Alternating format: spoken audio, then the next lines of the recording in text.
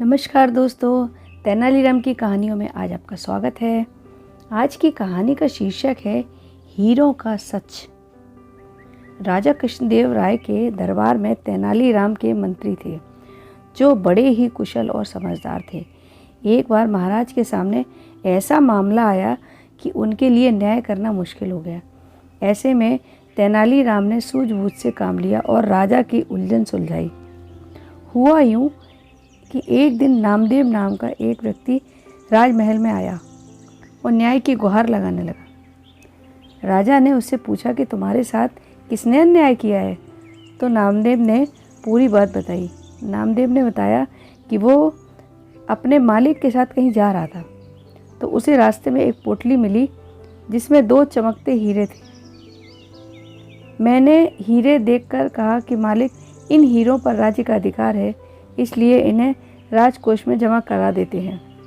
यह बात सुनकर मालिक भड़क पड़ा और बोला कि हीरे मिलने की बात किसी को बताने की ज़रूरत नहीं है। इनमें से एक मैं रख लूँगा, एक तू रख लेना।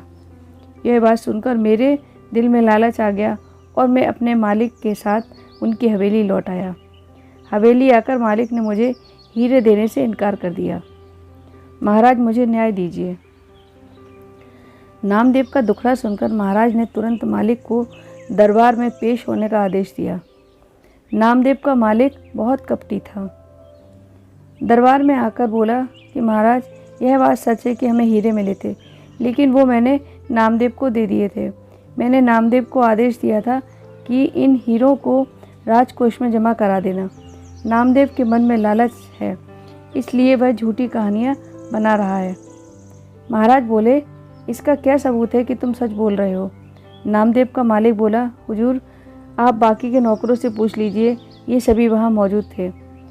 जब राजा ने अन्य 3 नौकरों से पूछा तो उन्होंने भी यही कहा, हीरे नामदेव के पास हैं। अब राजा बड़ी दुविधा में फंस गए। उन्होंने सभा खत्म कर दी और कहा कि फैसला कुछ समय बाद सुनाया जाएगा। राजा ने भीतर अपने कमरे में अपने सभी मंत्रियों से सलाह मांगी। किसी ने कहा कि नामदेव ही झूठा है, तो कोई बोला कि नामदेव का मालिक दगाबाज है। राजा ने तेनालीराम की ओर देखा जो अब तक शांत खड़े थे। राजा ने पूछा, तुम्हारा क्या विचार है तेनालीराम? तेनालीराम बोले कि अभी दूध का दूध और पानी का पानी हो जाएगा, लेकिन आप सभी को कुछ समय के लिए पर्दे के पीछे छुपना होगा। राजा इस मामले को जल्दी से जल्दी सुलझाना चाहते थे, इसलिए वह पर्दे के पीछे छुपने के लिए राजी हो गए। अब शाही कमरे में सिर्फ तेनालीराम नजर आ रहे थे। उन्होंने अपने सेवक को आदेश दिया कि तीनों नौकरों को एक एक करके मेरे सामने पेश किया जाए। सेवक पहले नौकर को लेकर हाजिर हो गया। तेनालीराम ने उससे पूछा, क्या तुम्हारे सामने तुम्हारे मालिक ने नामदेव को हीरे दिए थे? गवाह ने हामी भरी। अब तेनालीराम ने उसे एक कागज और कलम देकर कहा, तुम उस हीरे का चित्र बनाकर दिखाओ। नौकर घबरा गया और बोला, जब मालिक ने नामदेव को हीरे दिए थे वो लाल थैली में थे। तेनालीराम ने कहा, अच्छा चलो तुम यहीं खड़े रहो। इसके बाद दूसरे नौकर को बुलाने का आदेश दिया।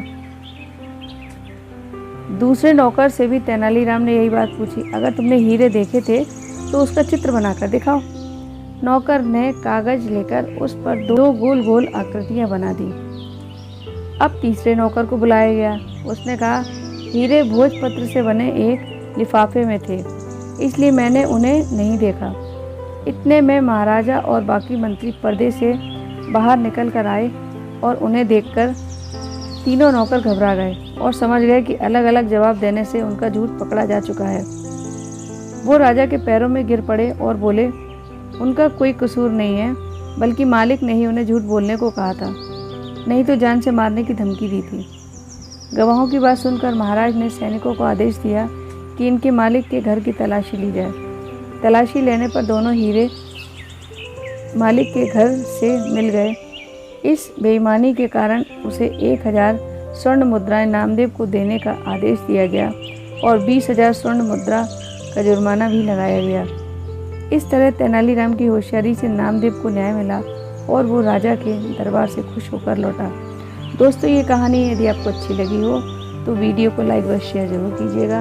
व मेरे चैनल को सब्सक्राइब जरूर कीजिएगा। कहानी सुनने के लिए बहुत बहुत धन्यवाद।